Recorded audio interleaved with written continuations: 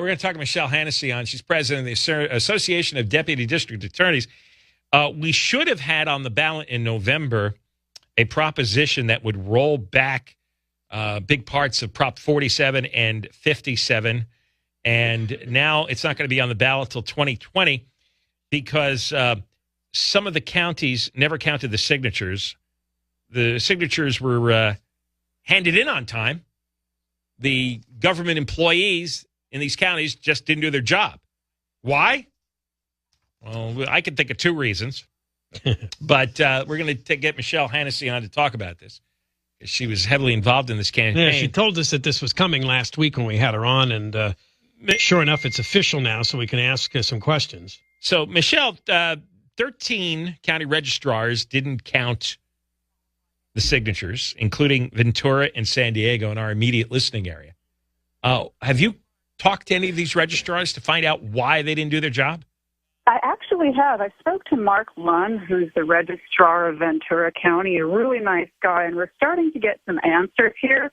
What it appears happened is that the registrars were given a compliance date of July 26th for their random count when there are, in fact, two separate deadlines. One is to qualify anything at any time, and one is specific for 2018, but those dates are a month apart, and they weren't told about the earlier date.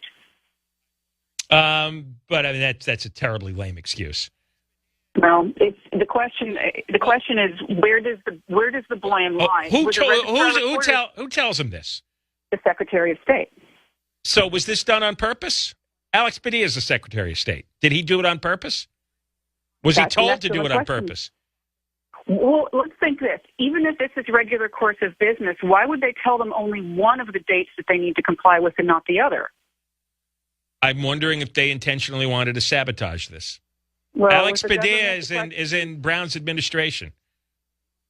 Well, the government has been very vocal against this, and in fact, immediately, tweeted about once it did qualify for 2020, in his opinion, how misleading it is and how badly written, which is high irony considering Prop 57 and what she said it wouldn't do. But don't we have a guarantee that if we submit signatures on time, they're going to be counted on time, and we're going to get it on the ballot when we want? I mean, isn't that some kind of basic right here under this process? You would think. The initiative process is the only tool the voters have to override their government, to override their legislators. But apparently our government can simply undermine that process by failing to count signatures on time. So we can't go to a judge and say, we followed all the rules, we made all the deadlines. I mean, what stops the government? Lawsuit could be a possibility. I am not the one making those decisions or doing that, but that would potentially be an avenue that could be undertaken. I would have filed a lawsuit yesterday. I mean, I don't understand. I just don't believe that if there's a process to getting a ballot proposition, that the state can just be real devious and, oh, wow, did we give you the wrong date? Oh, I'm sorry. That's too bad. See you in 2 years. I can't believe that's legal. Yeah, it's been a week of stunning impacts on the justice system, hasn't it? I mean, between this and AB 1810, I just don't even know what to think. Now, 13 from 58. So we got 45 counties did meet the deadline, right? At this point, the most recent numbers have most counties turning in. And so why did they have the right? Why did they have the right day? Well, that's a good question. A lot of counties did get it in on time, including Los Angeles, who was really behind the game and had to hire people to work overtime to get it counted, but they did. Yeah, they almost blew the gas tax repeal, too, in Los Angeles. Exactly. I think the gas tax repeal was getting ready to sue them over it. Well, yeah, that's what I'm talking about. I mean, the L.A. registrar has a history. He was involved in some corrupt election up in the Seattle area and got bounced out of there, and he came down here, and they're the ones who lost 120,000 registrations for the last primary. So Los Angeles has terrible problems. The San Diego registrar has a similar background with similar issues, and those are two of the big counties that were having issues turning in on time. All right, I just, you know what? Maybe he was a nice guy on the phone. I don't believe the Ventura guy. I just flat out don't believe this. It sounds like a very charming excuse, but I think it's nonsense. They sent me the exact notice the Secretary of State sent to them, and it has the July 26th deadline, but not the end of June deadline. And it's true that there is a 30-day from turn-in date to do the count, but there's also another deadline, and they should be aware of that. Whether it's on purpose or incompetence, the people should have the right to vote. Your organization met all the standards required under law. It should be automatic that if you meet the standards, they do the count. And that they should be able to do so within a certain period of time. Because this is not a surprise. There's, dozens of ballot initiatives every election cycle. Well, they're going to. They're going. If this happens, gets through, then they're going to do this every year. Every year, they're going to send out letters with the wrong dates and go, "Oh, geez, we're sorry. I don't know how that happened." It's going to be standard practice. I just think somebody has to file a lawsuit.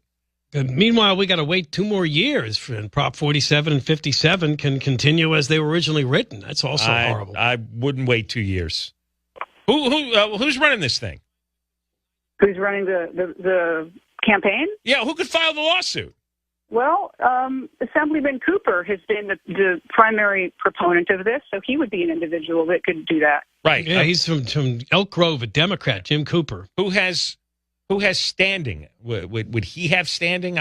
Would it be one of these crime victim groups? It would probably be the crime victim who's the named proponent of the initiative, which is who I'm trying to think of her name. It's Crime Victims United of California. Is that them? Yeah, Crime Victims United, and there is an individual named Nina. I think Nina Besserman, and I'm probably butchering that. Yeah, well, maybe we'll try to contact her and see if we can't convince her to challenge this. I think John's right. This is a dirty, dirty, dirty administration, and I absolutely think they would do this on purpose, accidentally give the wrong dates. Well, Michelle, I don't doubt the governor was leaning on anyone he could lean on to make this not work out. Yeah, we suspected the same thing with the gas tax, so that came through. Yeah, but Carl DeMaio was all over and gave out a warning. He came on our show right away and he said they're really slow in counting. They only got a few days left. LA hasn't come through, and then magically they counted. Yeah, well, we had our listeners calling the LA County Registrar, and that solved that problem real fast. Excellent. Well, that's what happened in LA. As a bunch of people called the LA County Registrar to make sure that they were going to get their counting done in time. But without San Diego and Ventura, it just didn't make it. And the 3 counties that were major that were late, San Diego, San Joaquin, and Ventura, accounted for about 93,000 signatures. Then that would have been enough. That would have been enough. All right, Michelle. Well, good work, by your group and others. If you know anybody wants to file a lawsuit that's got standing, just give us a call. We'll put them on the air and make a big stink out of this. I will definitely do that. All right. Michele Hanisee, President of the Association of Deputy District Attorneys.